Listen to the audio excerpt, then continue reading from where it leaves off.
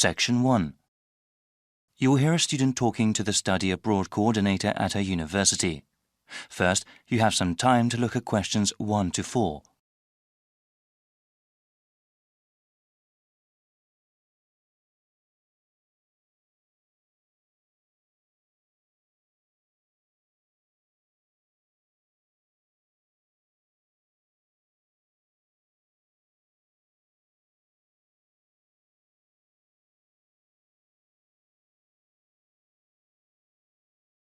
You will see that there is an example, which has been done for you.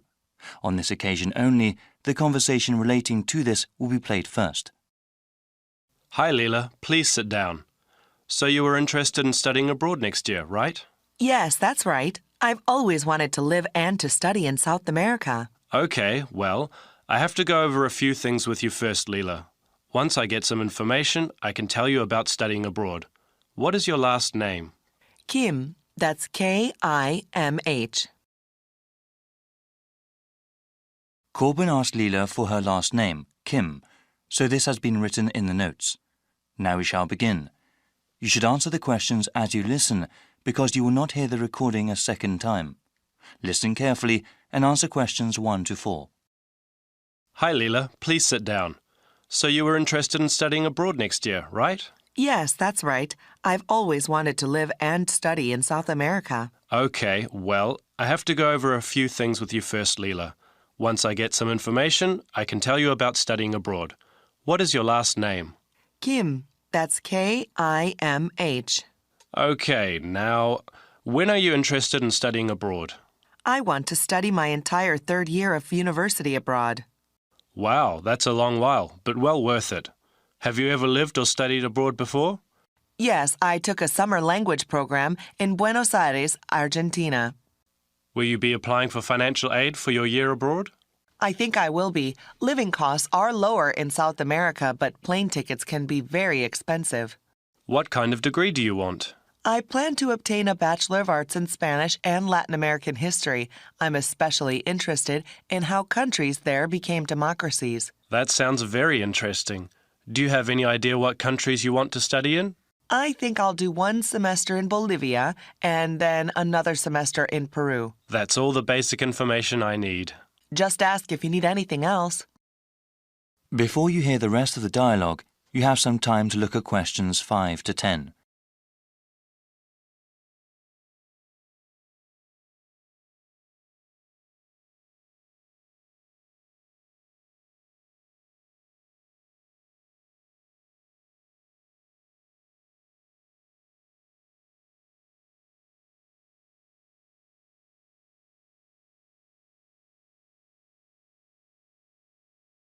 Now listen and answer questions 5 to 10.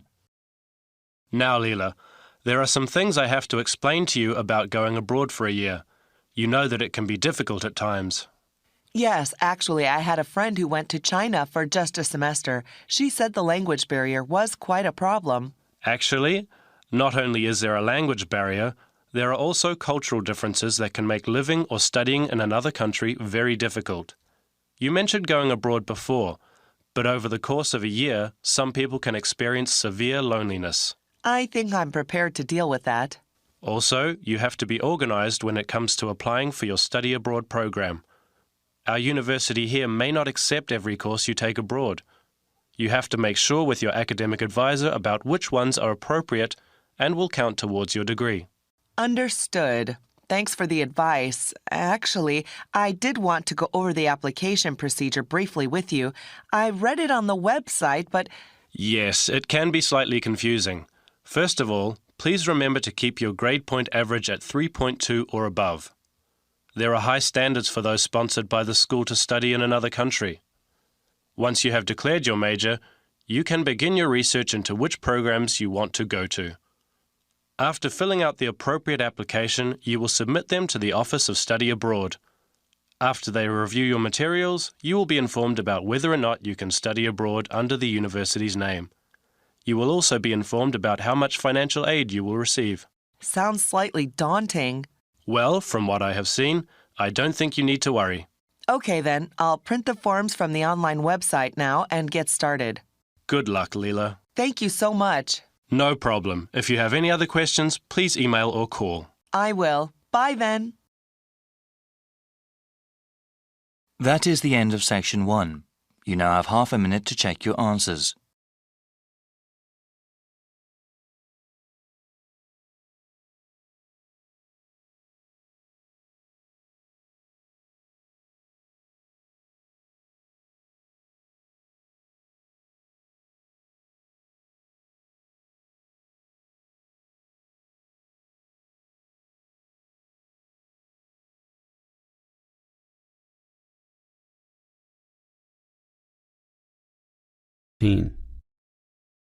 Hello, everyone. As new and answer questions 11 to 17. Hello, everyone. As new students, having just arrived, it is important that you are conversant with some of the aspects of living safely here. Let me immediately say that, in contrast to the high crime rate in other cities, ours is very low. Nevertheless, there is some advice that would be considered prudent in even the safest of places. It is therefore in your interest to look at this map of the city and familiarise yourself with its areas, some of which may not be as safe as others, particularly at night. A little research now in this respect will obviously help you a great deal. For this reason, we have provided a variety of brochures and information leaflets which we encourage you to take and read. In addition, you should talk to people you know, to your homestay parents and teachers, and get a feel for the situation both in the neighbourhood where you live and the city at large. Now, you should know about the police presence in this city. There are local police stations in every suburb, but not all of these are open 24 hours a day. For that, you need a main station, of which there are many, and you should familiarise yourself as to the location of the one nearest to you. Moving on, many of you might like to go out at night. So, you should also familiarise yourself with the public transport system. It could put you at risk if you are wandering around lost in the late hours of the night, particularly if you are a woman. Our city has a fairly good public transportation system, but not all of it operates necessarily to late hours. For this reason, you can avail yourself of the special late-night buses known as night birds, which operate along most major routes. Again, collect one of the brochures on the table here for the night bird timetables. Finally, if you do feel there is an emergency, you can dial 000.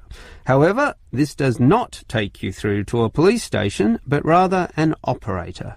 This operator will question you as to the nature of the problem and then send your call through to the relevant department, police, fire or ambulance, as the situation demands. This may take up valuable time, and for this reason we suggest that you find the emergency number of the nearest main station to where you live. This will speed up the process should you need police services in the event of a serious problem. Having said all this, let me remind you once again that this is a very safe city and we don't expect any problems to occur. Yet, it always pays to be prepared. Before you hear the rest of the talk, you have some time to look at questions 18 to 20. Now listen and answer questions 18 to 20. On the same subject as being prepared for problems, it is a fact that the police cannot cover every part of the city at all times of the day. Thus, it is advisable for you to take some precautions and be prepared for any problems which may occur. There are less safe areas which you may inadvertently find yourself in and, through no fault of your own, be faced with difficulties.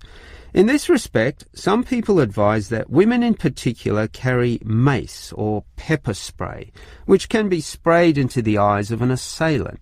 However, please be informed that these are illegal and consequently cannot be purchased, constituting, as they do, an attack weapon.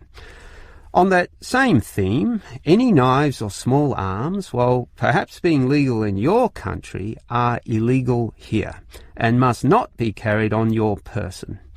One thing you can carry, however, is a personal siren. In the advent of a problem, you just push a button and the siren will sound loudly, drawing such attention that any assailant almost invariably flees immediately from the scene. Moving on, you may wish to stay out late, to have fun or see the sights of this city at night, and we do not necessarily discourage that. However, we do advise that you confine yourself to areas that have sufficient street lighting or illumination. In the course of your activities, you may well meet strangers, but if this happens under clearly lit areas, visible to everyone in the vicinity, statistics prove that in almost all cases, nothing will go wrong, particularly if you carry your siren. Above all, the greatest rule is simply to exercise discretion and intelligence when you go about your business. All the rules that I have given are simply based on this, and by following them all, your stay here will be both enjoyable and safe. That is the end of section 2. You now have half a minute to check your answers.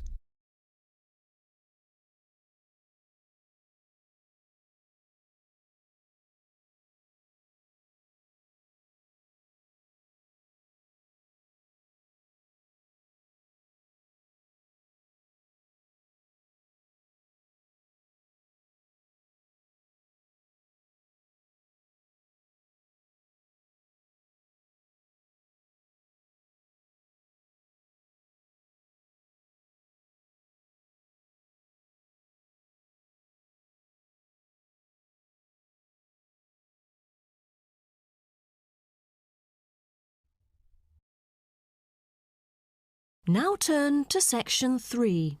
Section 3. You will hear a student called Jerry discussing a pedagogy course with his tutor. First, you have some time to look at questions 21 to 23.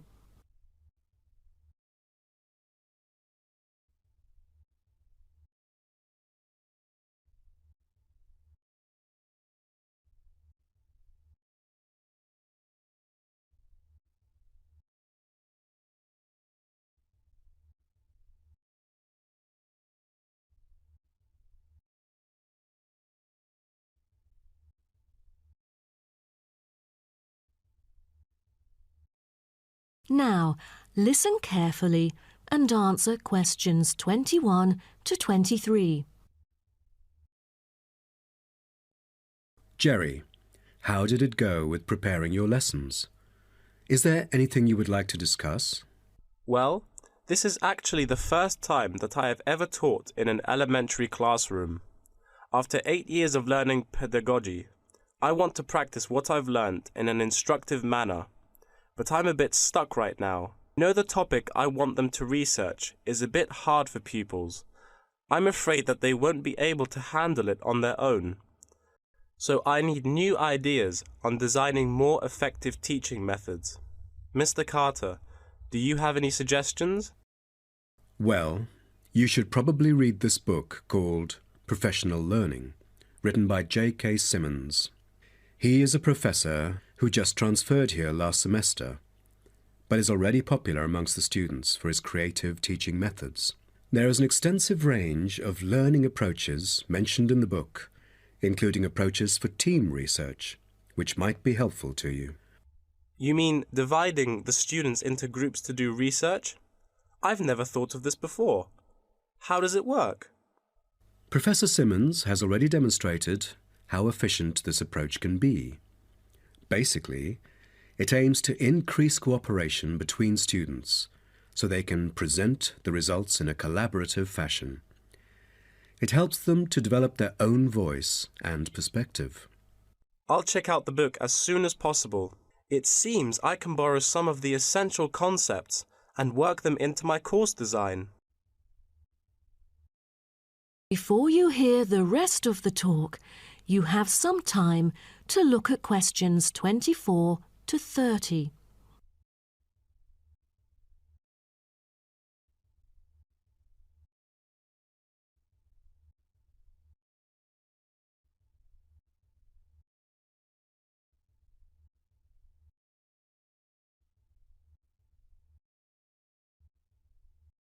Now listen and answer questions 24 to 30. Well, I was thinking maybe I could use both observation and non-observation as a part of my teaching methodology. Could you take a look at my teaching plan? Sure. What kind of observational methods do you have in mind? For the observational part, I intend to include two approaches. First, the pupils can assess each other's behavior. I feel that reviewing fellow students through criteria-based reference evaluation allows constructive feedback. It can also improve their understanding of the subject material. That's a smart move for a large class that would be hard to observe all by yourself. Also, you might want to get the feedback from several different individuals rather than just one. So how do you plan to carry out the peer assessments? Oh, every pupil will be required to write a diary, which includes group projects, presentations, and in-class discussions. They'll put down their remarks. I'll collect them on a regular basis, which can also help me see whether they can keep up or not. Good. What else do you intend to do? Besides that, I also plan to do video recording. I've already purchased a camera, just in case I miss anything important. I can go back and review their performances anytime I want. Would you record every in-class activity? No, I'll just keep track of an in-class simulation, which would require every pupil to fully participate. Students will act as members of a city council meeting, discussing issues like whether or not prohibition should be instated in the United States. This kind of teaching method is both inspiring and challenging. I can't wait to see how yours works out. Do send me a copy of the assessment afterwards, will you? No problem. So, what do you have in mind for the non-observational approaches? Well, my plan is to quantify the statistics. Numbers do not lie. It is the most direct way to measure their performance. See how well they've learned. Where does the data come from? I'll evaluate the test results, including the midterm, final exam, and pop quizzes, which would only take up about 40% of the overall assessment. Sounds like a lot of tests and assignments. Please remember that you don't want to wear out your students. Keeping them engaged is the key to efficient learning. Once they are exhausted, they just stop trying. Oh, I haven't thought about that. You are right. I don't want to frighten them with tons of assignments and exams. I'll make note of that. Thanks for the advice. I remember last time you mentioned questionnaires, right? That's true, but it is not for my students. In fact, they have to design their own questionnaires and choose the respondents using the internet. As a complement of other teaching activities, it would deepen the creative learning process. Is that all? Oh, the pupils will have to conduct interviews of their own, and for this, they get to choose anyone they like, including relatives, friends, and acquaintances to answer the questions. Seems to me that you have figured out most of your teaching methods, but you still need to polish some of the activities. That is the end of section 3. You now have half a minute to check your answers.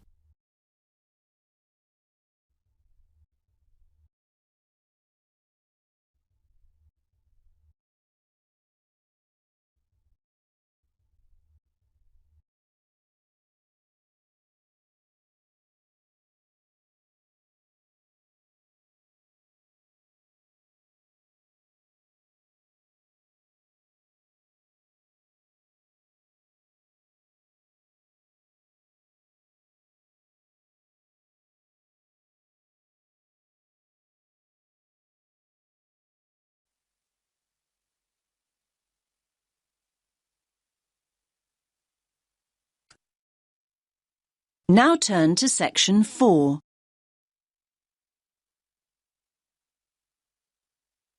You will hear part of a lecture about animals. First, you have some time to look at questions 31 to 40.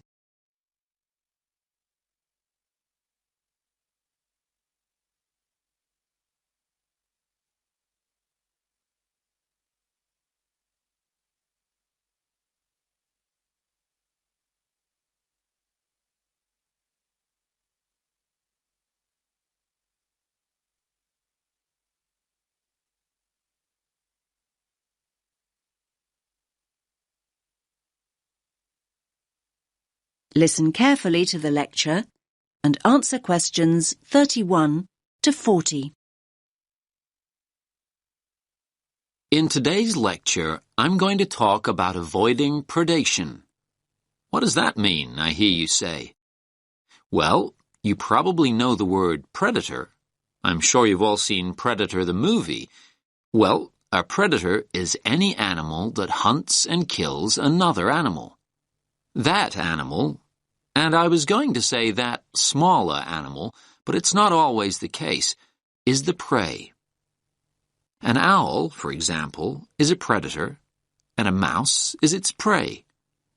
A lion is a predator, and a much bigger animal, a buffalo, for example, is its prey. So when I say avoiding predation, what I mean is not being caught and eaten. For many small animals, not being caught and eaten is pretty much a full-time job. Many animals that are predators themselves may be the prey of another, usually bigger animal. This is what we popularly call the food chain. So, how do animals avoid predation? Well, they have what we call defense mechanisms. These are ways in which the species has adapted over time to give it an advantage over its predators. Any adaptation of this kind increases the species' chances of survival. Over time, species that have not adapted, that is, developed some sort of defense mechanism, have met with extinction.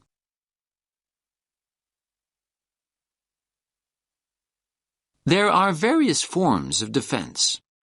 The first is probably very obvious, and that's speed. Predators can't feed on what they can't catch. Running away is a very effective defense mechanism, as some of you can probably remember from primary school. Flight is even more effective. Species which have developed the ability to fly over time have an enormous advantage. Far more birds would be a meal out in the wild if they couldn't fly. The second mechanism is protective coloration. You might hear the word camouflage used too, but I personally find that too simple a term when it comes to the animal kingdom. Protective coloration includes a number of slightly varied mechanisms within the overall term. Some animals blend in with their background. A chameleon is a good example. It sits on a tree and it looks like the branch of that tree. Butterflies have what we think of as beautiful patterns, not to be beautiful, but to confuse and warn off potential assailants. They blend in with the flowers around them, but may also look like something else. Some butterflies have patterns that look like huge eyes, and a would-be predator is scared off. There are all sorts of stories about how the zebra got its stripes, and not many people really know what the stripes are there for. Well, that type of coloration is called dazzle camouflage. A zebra stands out when alone and stationary, but when zebras move rapidly in a herd, their stripes create motion dazzle, a confusing, flickering mass to the eye of a lion or cheetah that might be giving chase. Selecting a target becomes far more difficult. Now, of course, animals are caught. They're frequently caught, but that might not mean the game's up. Some animals make themselves difficult or horrible to eat. Hedgehogs have sharp spines that deter a predator from tucking in even when it's captured its prey. The predator is very likely to give up when a spine gouges an eye or gets lodged in its throat. Numerous species of creature, turtles or snails for example, have developed a tough outer shell that makes it almost impossible to devour. One of my favorite creatures is the skunk, which emits a repulsive smell on being cornered, enough to send any attacker harrying back into the undergrowth. In a similar way, some sea-dwelling mollusks can emit an ink cloud that fills the surrounding water, concealing it from a predatory fish that may be circling. There are frogs that go one step further. They're so poisonous that even if a predator does try and eat them, it'll probably keel over and drop dead first. Now, you'll probably be surprised, but I'm going to go on to talk about plants. Yes, many plants have defense mechanisms in exactly the same way as animals. You've probably all been stung by a nettle at some time. That is the end of section 4. You now have half a minute to check your answers.